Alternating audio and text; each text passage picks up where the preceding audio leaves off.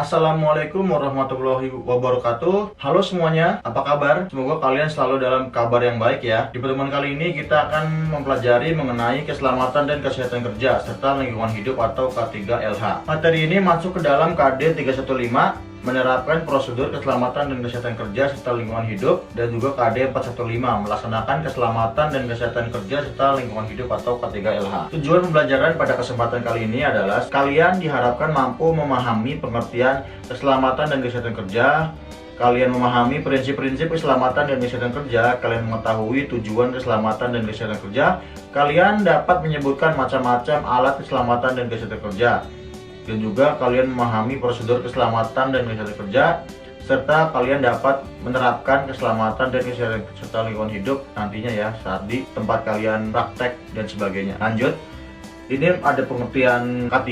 Menurut Widodo tahun 2015, K3 adalah bidang yang terkait dengan kesehatan, keselamatan, dan kesejahteraan manusia yang bekerja di sebuah institusi maupun lokasi proyek.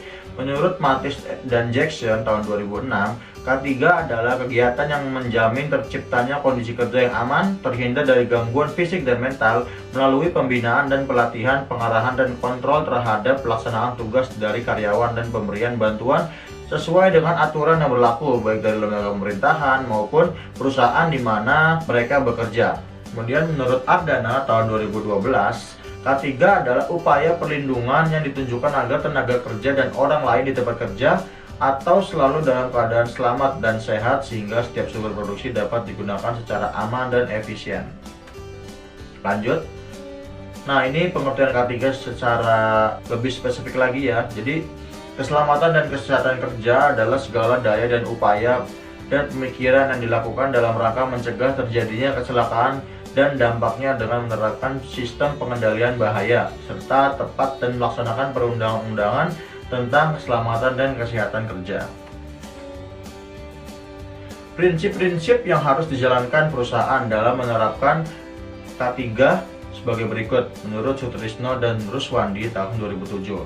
Yang pertama, adanya APD atau alat pelindung diri di tempat kerja, kemudian adanya buku petunjuk penggunaan alat dan isyarat bahaya, adanya peraturan pembagian tugas dan tanggung jawab, adanya tempat kerja yang aman sesuai standar SSLK atau syarat-syarat lingkungan kerja, adanya penunjang kesehatan jasmani dan rohani di tempat kerja, adanya sarana dan prasarana yang lengkap di tempat kerja, adanya kesadaran dalam menjaga keselamatan dan kesehatan kerja. Tujuan keselamatan kerja adalah sebagai berikut. Yang pertama itu untuk melindungi tenaga kerja atas keselamatan dan melakukan pekerjaan untuk kesejahteraan hidup dan meningkatkan produksi serta produktivitas nasional, menjamin keselamatan setiap orang yang berada di tempat kerja, dan juga untuk sumber produksi dipelihara dan dipergunakan secara aman dan efisien. Nah, ini ada alat-alat pelindung diri yang akan kita jelaskan.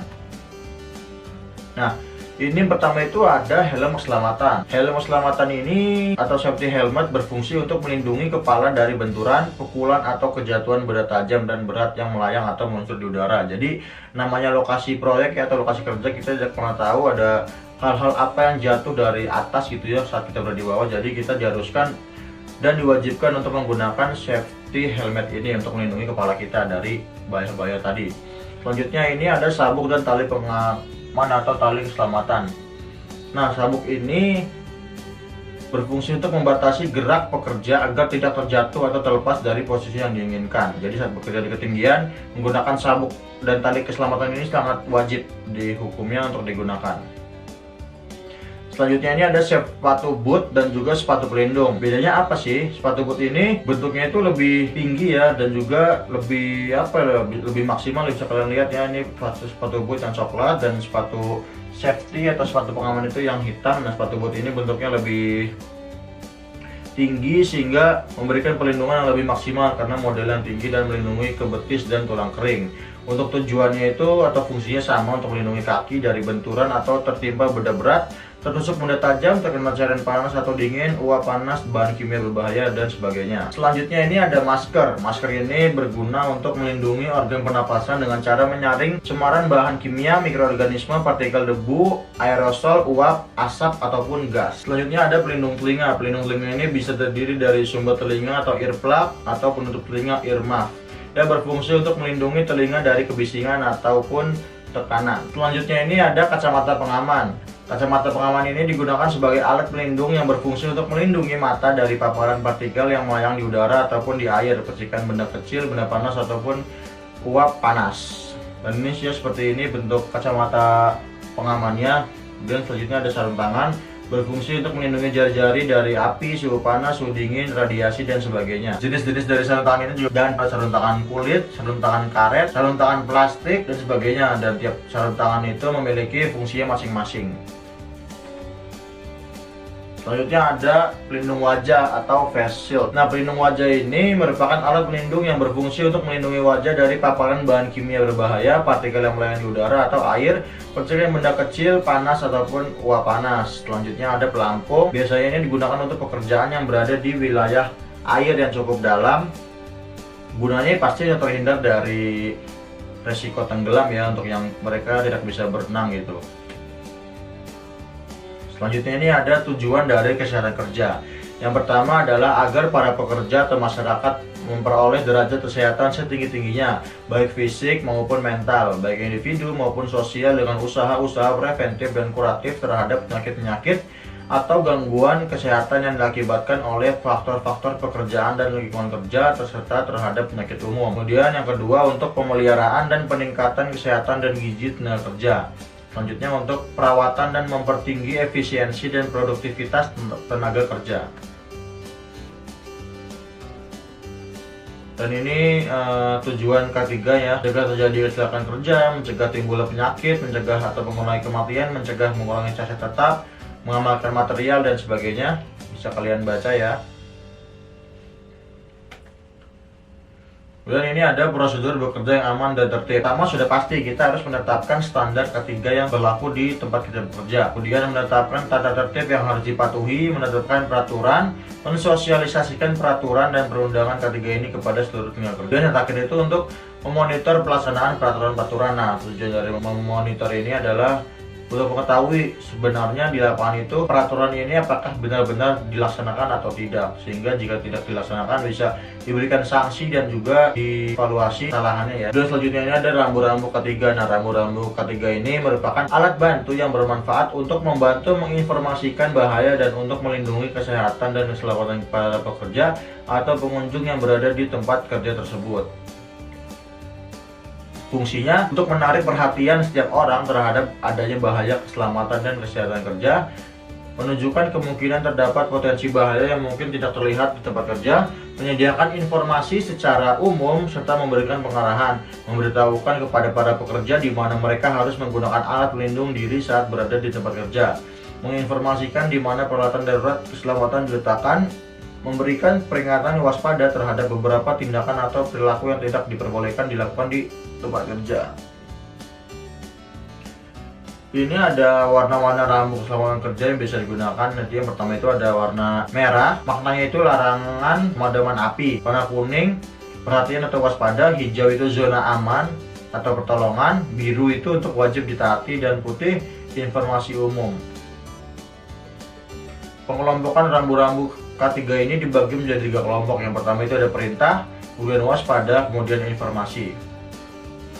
Nah, ini ada simbol dari rambu keselamatan kerja yang bisa kalian lihat. Yang pertama itu ada lingkaran sebagai tanda perintah, kemudian segitiga sebagai tanda waspada, dan juga kotak yang ujungnya ini sudut-sudut agak melengkung ya, itu sebagai tanda informasi.